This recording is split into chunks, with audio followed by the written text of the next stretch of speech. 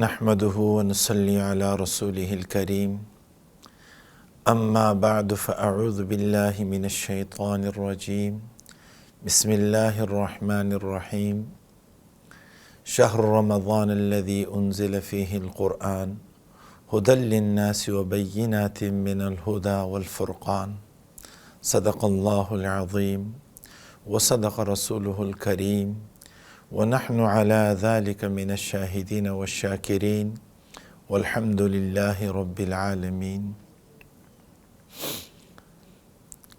اللہ تعالیٰ کی ذات کریم ذات ہے اور اللہ تعالیٰ کا کرم کا یہ معاملہ ہے اور یہ حصہ ہے کہ اللہ تعالیٰ نے پوری کائنات کو پیدا فرمایا اور ساری کی ساری کائنات کو اللہ تعالیٰ نے انسان کے لیے مسخر فرمایا۔ یہ سارا اللہ تعالیٰ کا کرم ہے اور پھر انسان کو اللہ تعالیٰ نے وجود عطا فرمایا۔ انسان کو اللہ تعالیٰ نے اپنے لیے، اپنی پہچان کے لیے، اپنی معرفت کے لیے اور اپنی بندگی کے لیے اللہ تعالیٰ نے انسان کو بنایا۔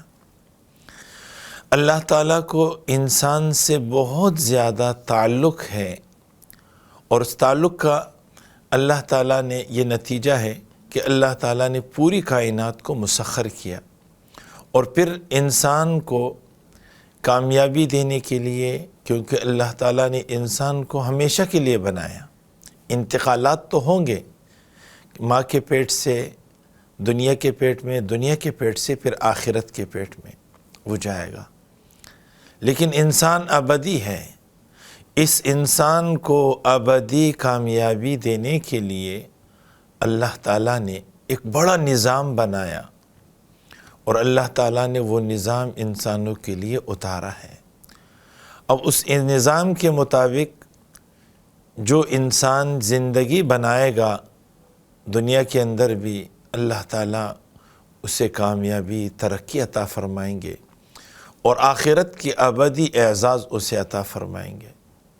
پھر اللہ تعالیٰ نے انسان کو کامیابی دینے کے لیے مختلف اللہ تعالیٰ نے چیزوں کو، اللہ تعالیٰ نے ایسے اسباب پیدا فرمائے کہ انسان تھوڑا کام کر لے اور اللہ تعالیٰ ڈھیر سارا بہت عمل کا اجر اللہ عطا فرما دے۔ جیسے کچھ مکانات اللہ نے بنائے ہیں اور کچھ زمانے اللہ نے ایسے بنائے کہ تھوڑا کرنے پر اللہ تعالیٰ اپنا ڈھیر سارا تقرب دے دیتے ہیں۔ مثال کے طور پر گھر میں نماز پڑھنا ایک نماز، لیکن اسی نماز کو اگر حرم شریف میں پڑھا جائے تو 1,00,000 نمازوں کا اللہ اجر دیتے ہیں۔ یعنی 1,00,000 نمازوں پر جو قرب ملنا تھا وہ ایک نماز پر اللہ دیتے۔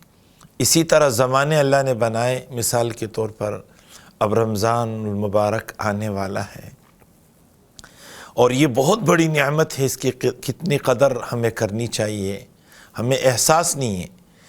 ہاں، جن کے دلوں میں احساس تھا انہوں نے ان کی بڑی قدر کی۔ جب رجب کا مہینہ شروع ہوتا آپ علیہ السلام دعاؤں میں لگ جاتے، اللہم بارک لنا فی رجب و شعبان وبلغنا رمضان۔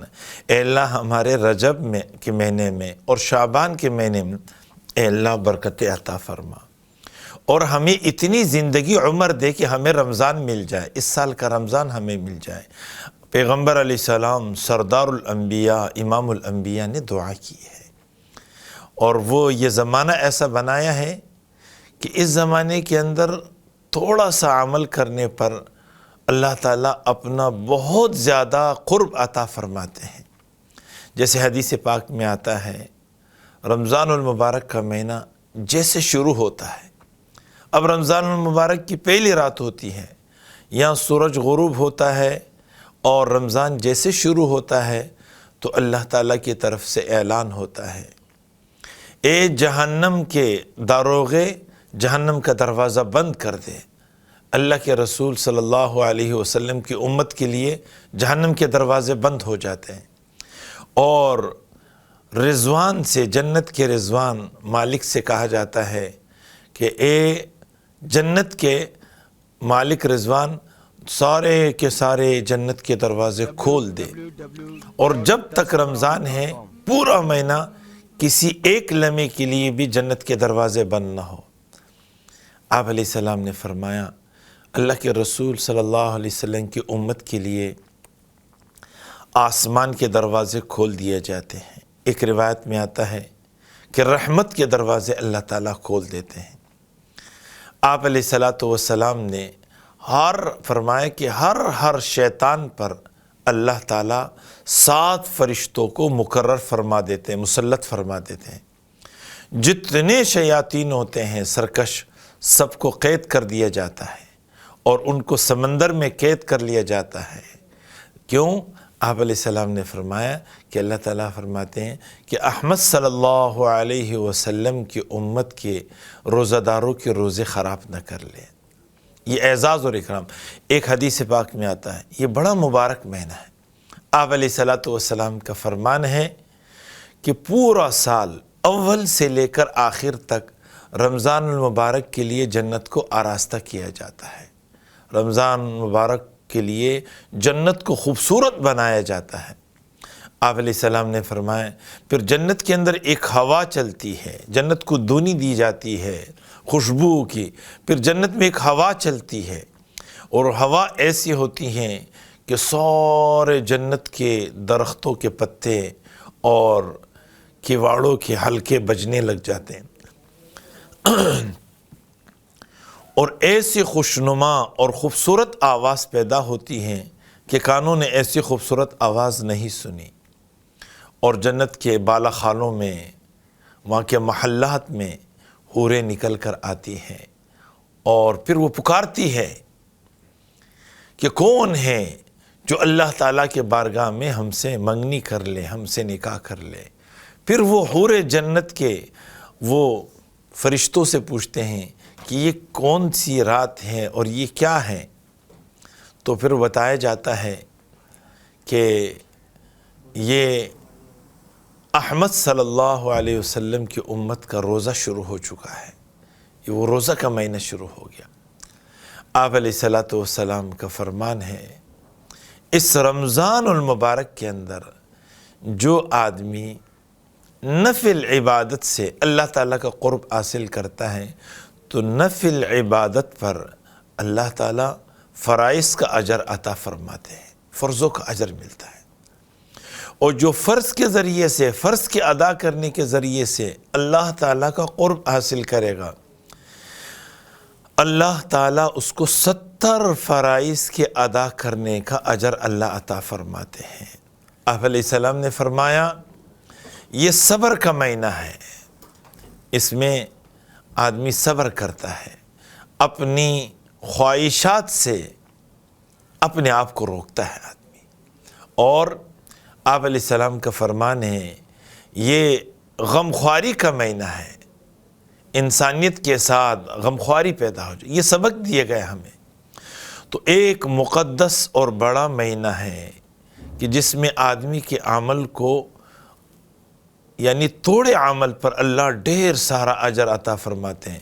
اللہ تعالیٰ نے ایک فرشتے کو مقرر کیا جو روزانہ آواز لگاتا ہے، کون ہے جو اللہ تعالیٰ سے مغفرت طلب کرے اور اللہ تعالیٰ اس کو معاف فرما دے۔ روزانہ اعلان ہوتا ہے، روزانہ اعلان ہوتا ہے، کوئی سوال کرنے والا ہے اللہ اس کا سوال پورا کر لے، کون ہے جو توبہ کرنے والا ہو اللہ اس کی توبہ کو قبول فرما لے۔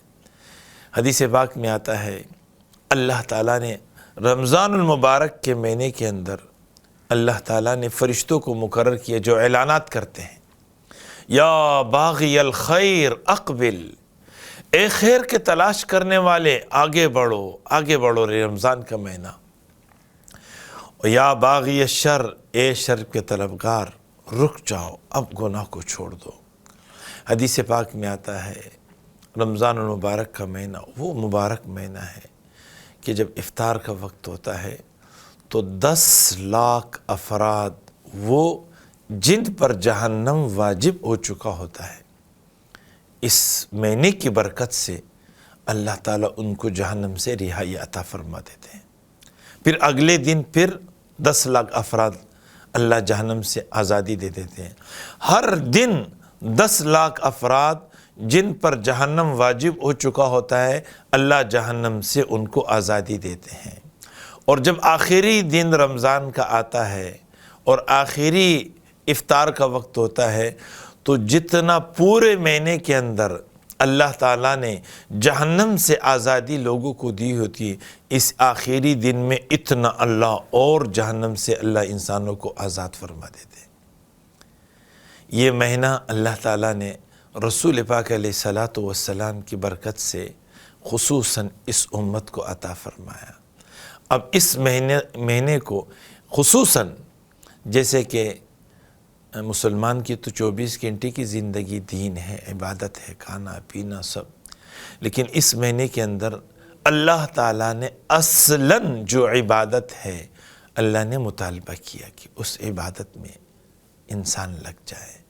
تو اس رمضان المبارک کے مہینے کو ان اعمال کے ساتھ جس سے اللہ کا قرب مل جائے، یہ 11 مہینے اللہ تعالیٰ نے انسان کو دیے اپنا کاروبار، اپنے معاملات کرو، ایک مہینہ خاص طور سے اللہ تعالیٰ نے اپنی بندگی کے لیے مخصوص فرمایا کہ یہ ایک مہینہ یہ میری بندگی اس میں کی جائے، اور وہ عبادات کیے جائے جو خالص عبادت ہو، جیسے کتاب کا پڑھنا، مطالعہ کرنا، یا آدمی روزی کمانے کے لیے نکلتا ہے، یہ بھی بندگی ہے، یہ بھی عبادت ہے۔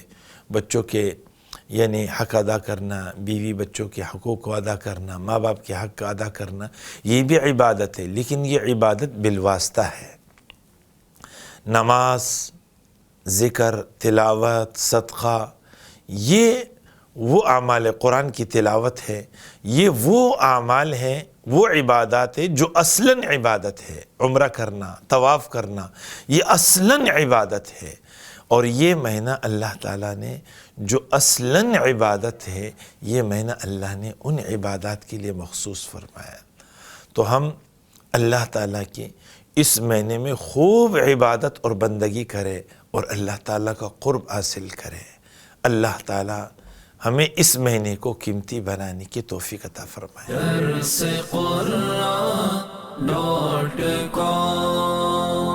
www.darsequran.com